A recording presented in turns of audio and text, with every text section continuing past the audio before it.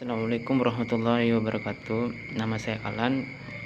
Saya ingin sedikit mengulas tentang teori Rostow yang menyoalkan tentang pembangunan di Indonesia ini. Menurut saya, pembangunan itu relatif. Kenapa dibilang relatif? Karena berbeda-beda orang itu mempunyai pengertian pembangunan itu yang berbeda-beda pula. Karena menurut saya, pembangunan menurut pemerintah dan pembangunan menurut masyarakat itu berbeda. Mungkin kalau pembangunan menurut pemerintah itu jalan raya, terus pembangunan industri-industri, namun untuk masyarakat, pembangunan sendiri yaitu di mana masyarakat merasakan kesejahteraan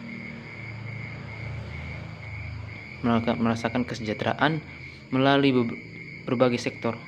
Misalnya dari rumah sakit, pengobatan gratis, kemudian dari PLN-nya itu listrik yang murah, dari bahan ekonomi segala macamnya itu harga barang-barang sembako di pasar itu harganya murah, harganya bisa terjangkau oleh rakyat kelas menengah ke bawah. Mungkin itu yang dimaksud dengan pembangunan oleh masyarakat. Tapi itu kalau kita bicara secara luas, maka akan terbagi dua kubu, yaitu kubu pemerintah dan masyarakat soal pembangunan. Kalau kita lebih breakdown lagi tentang soal pembangunan ke lapisan masyarakat, maka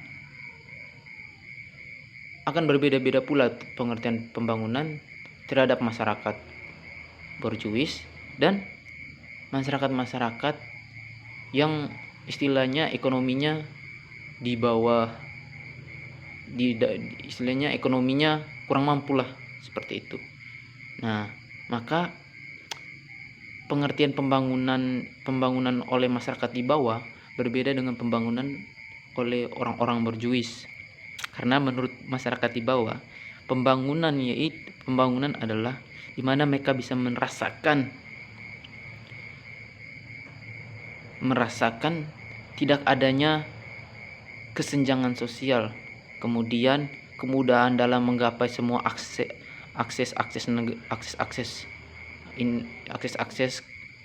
ke pemerintahan, misalnya akses ke hukum, akses ke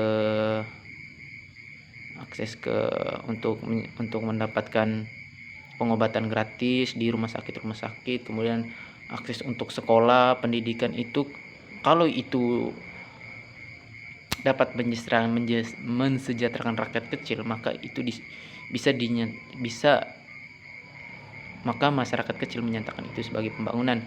Beda hal lagi kalau seperti orang-orang berjuis, mereka merasakan pembangunan itu akan dirasakan kecuali mereka mendapatkan keuntungan, misalnya lahan yang mereka inginkan itu bisa mereka dapatkan untuk melakukan bisnis, maka menurut mereka itu adalah pembangunan yang dapat menguntungkan mereka. Misalnya mereka ingin membangun hotel di depan jalan. Kalau pembangunan itu menguntungkan mereka, maka itu dapat dikatakan sebagai pembangunan untuk mereka.